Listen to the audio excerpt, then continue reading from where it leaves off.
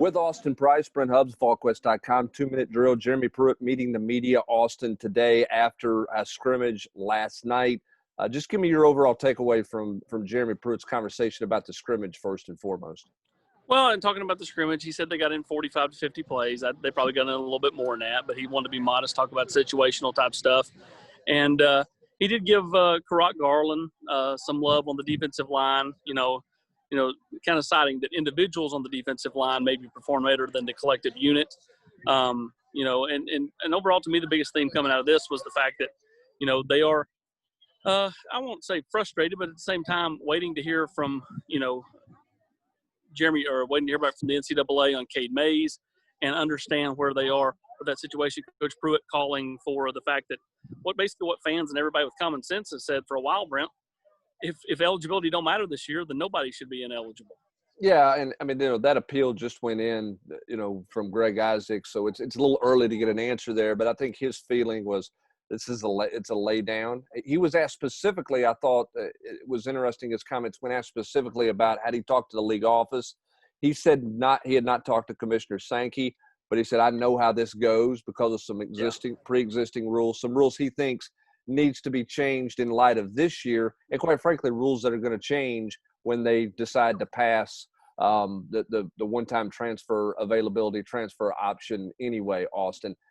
The other thing that jumped out to me a little bit, too, when Pruitt was talking, one thing was he said they're going to kind of stay in camp mode, almost that it's going to be a little bit hard for them to get into game prep mode. I thought that was interesting.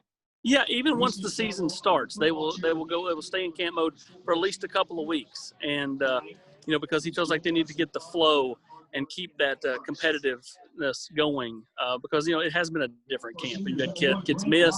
You've had a couple of times when they wanted to scrimmage, they've had to postpone it, and so I found that interesting. He was asked earlier today, or tonight, that if he had to miss, who would be the head coach? I never thought it would be Jim Chaney. I thought the most likely candidates were Derek Ansley and T. Martin, and he said it would be T. Martin as the assistant head coach that would take over that role as head coach if he cannot fulfill those duties due to COVID. And lastly, Austin, a lot of talk about contact tracing. I think he's clearly concerned about the health of his team. What, are they going to get injured, coming back from contact tracing? Clearly, he's still bothered by the fact that he doesn't feel like it's uniform across the board. No, it's not. And he talked about the fact that the coaches in this league, if they had a competitive advantage, wouldn't say they've had a competitive advantage, saying, when he's played golf with Kirby Smart, Kirby's the only golfer that always finds his ball in the woods.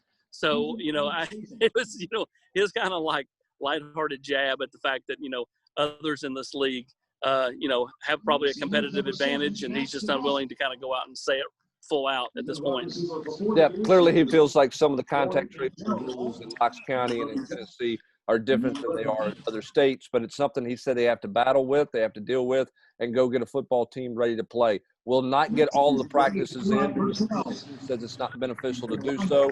And a final takeaway is kind of roll up your sleeves and go get ready to play. He didn't mind talking about contact tracing, but he certainly wasn't ready to make it an excuse tonight, I thought. I thought he was trying to set a tone publicly so his team did not have an excuse or a thing.